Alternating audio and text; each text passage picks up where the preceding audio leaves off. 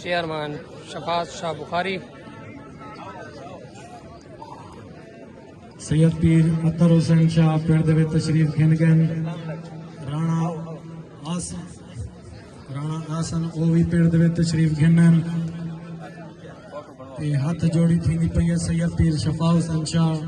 भी पिंड दे विच तशरीफ गिनन और आगा थी ते कोई नहीं कुटे आगा थी और ये हाथ जोड़ी थींदी पई है। माशाअल्लाह सारे मालिक मौजूद हैं इंशाअल्लाह। बहुत जबरदस्त पीर शफा शाह सही चेयरमैन दुआ करवें तन अल्लाह आमीन। किताब करो तो कोई काम होना चाहिए। एक लड़ो लड़ा सही लड़ा लड़ा लड़ा दुए छोड़ दे अमीर शाह बेच खान कुछ दुए छोड़ दे एक बेचा ना एक पासे पूछा करो एक पास हां दुए यार दुए छोड़ यार कपड़े वाले पीछे दी गया यार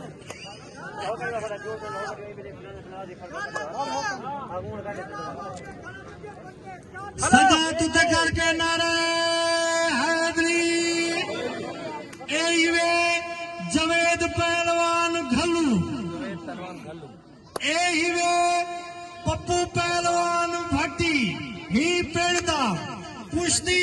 न नैन पासा कुश्ती दई दमाकन दाका शाबाश मेरे चेहरे दे विच भट्टी बा मुकाबला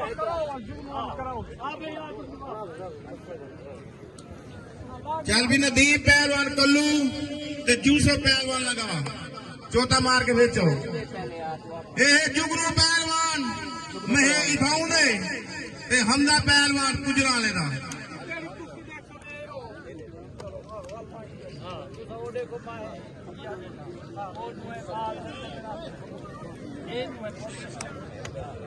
जिमें कुश्तियां थी ना इवें शेर शाह का साढ़े मुल्तान मेला लगते उवे त्रै चार कुश्तियां करवाई खड़े मूवी वाले यार टोर फिर के बनाओ यार मूवी। शाबाश शाबाश जिवें पप्पू पहलवान भट्टी जीवे जवेद पहलवान घलो जीवे उस्ताद जफर पहलवान आए खड़े हामदपुर मुल्तान दो रुमालिया कच्छे बजे न पे ते इन्हें को रुमालिया कच्छे जी को लोड हुए घेन गिने ये आप अपना ऐलान करें सी आज कर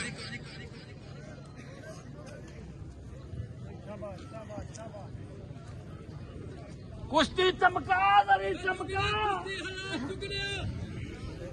शाबाश इहो जुमा आउण वाला पीर छतन शाह दरबार दे उत्ते मल्लण होसी ते सब दोस्तां को अपील है ओ मल्लण ना भूलसो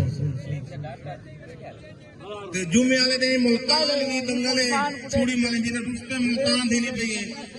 सावन पहलवान जखर ते मुईन पहलवान उसको मुल्तान दा फाइनल खेड दे पेन ते मोमन अराई ते काजी महबूब दी कुर्सी होसी फरीद दंगले ओ भी इहो जुम्मा 24 तारीख को छतन शाह दरबार ते भी ते मुल्तान सपोर्ट कचहरी दे नाल। शाबाश शाबाश जीवे जुगनू जीवे हमजा पहलवान जीवे जवेद पहलवान घलो जीवे पप्पू पहलवान भट्टी जीवे शाबाश पहलवान भट्टी ने बड़ी प्यारी कुश्ती दहा के दिए इनाम से भरपूर हौसला अफजाई करो। क्या ही बात है पप्पू मुबारक पप्पू क्या बात है मुबारक देगा पप्पू पहलवान कोई बात नहीं कौन जी जवेद लग के क्या बात है पप्पू पहलवान ने